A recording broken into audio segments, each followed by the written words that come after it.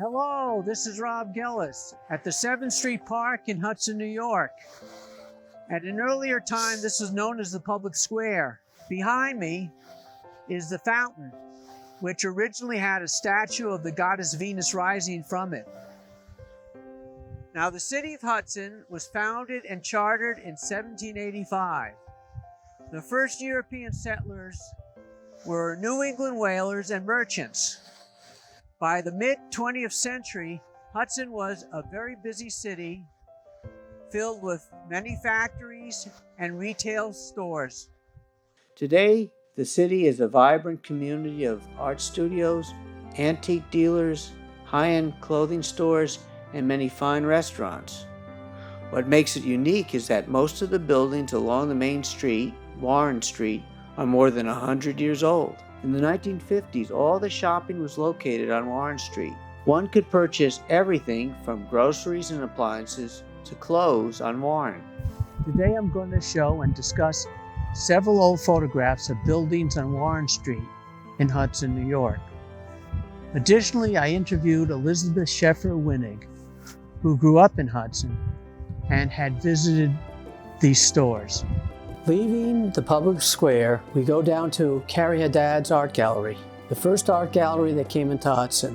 In the 1950s, it was Westerman's drugstore. I can remember walking in and the smell of the drugstore, and I don't know, it was a nice, like a clean smell, and the guys were always very, very friendly, the pharmacists. And Ben Westerman, in fact, was the stepfather of one of my classmates, David Kaplan.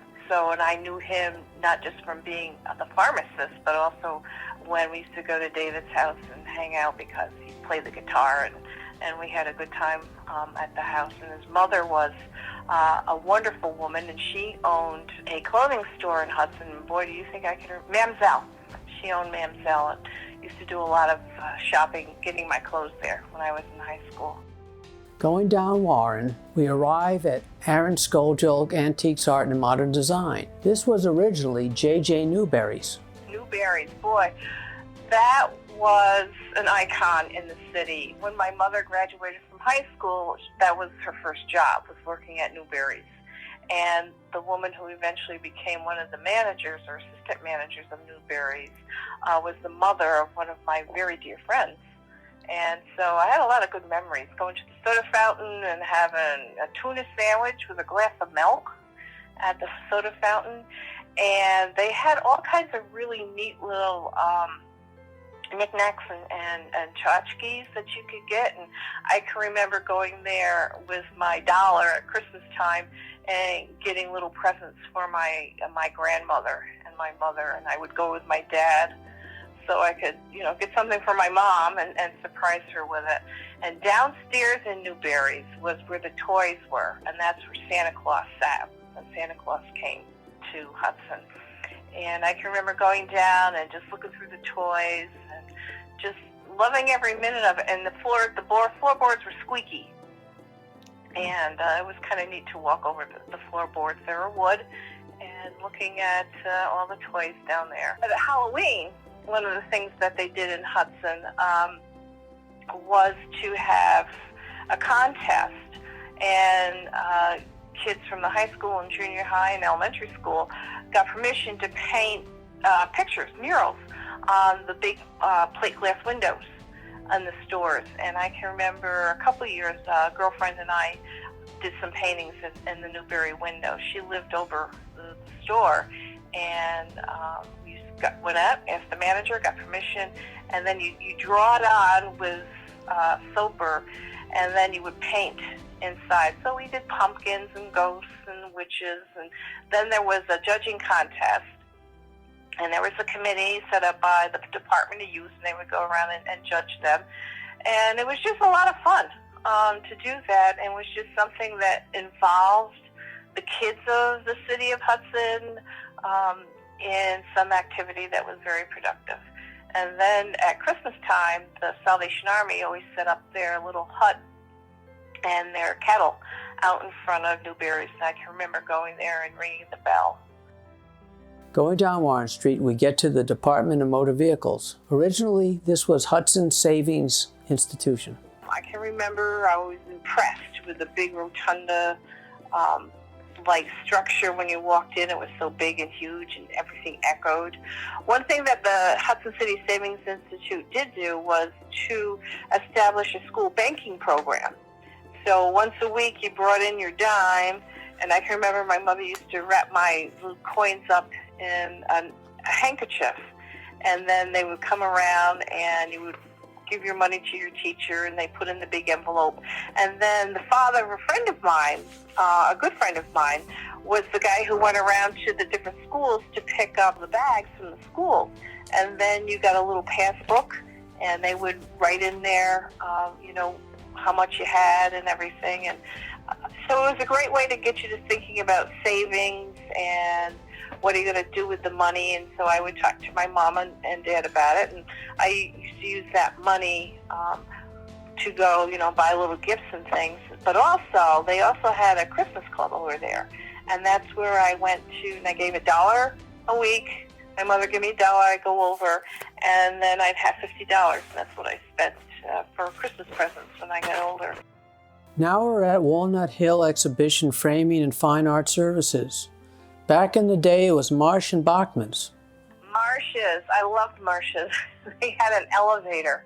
And when I was a little girl and we'd walk up the street, we'd go to the store, I always wanted to ride the alligator. That's what I called it.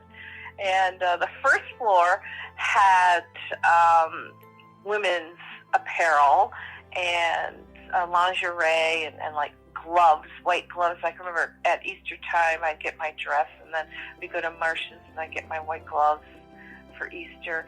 And they had a makeup counter, and my mother had her face powder was specifically made for her skin tone. So when she was running out, we would go in and order her face powder, and I would watch the ladies take different colors of face powder. And one color I always remember was purple, really dark purple, just a little bit of it.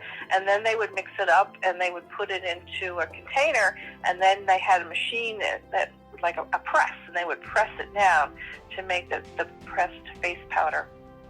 So that was always exciting to do. And then on the second floor were clothes.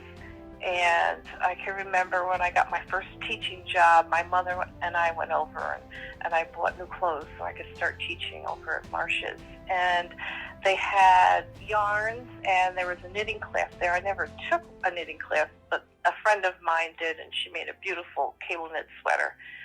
Taking lessons there.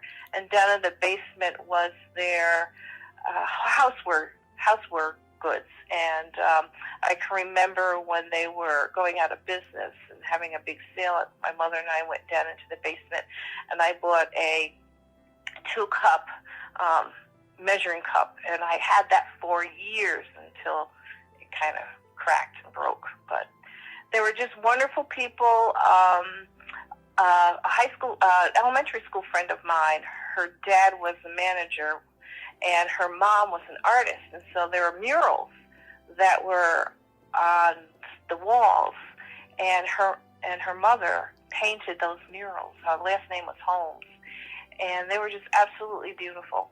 On the same side of Warren Street, going downhill, is a vacant building. It recently was Mexican Radio Restaurant. In the 1950s, this was Richmond's women's clothing store. That was a great place. A couple times my mother would say, go down to Richmond's, pick out some outfits, and bring them home, and we'll look at them. So they would let you do that. Here's some dresses or some pants and tops. Take them home, try them on, buy what you want, bring back the rest. And I just don't think you could ever do that in today's society, Yeah. And that was just making it very personal, helping the customers as much as they can. Many of the businesses on Warren Street have changed since the 1950s. It is important that the city of Hudson remember its recent history.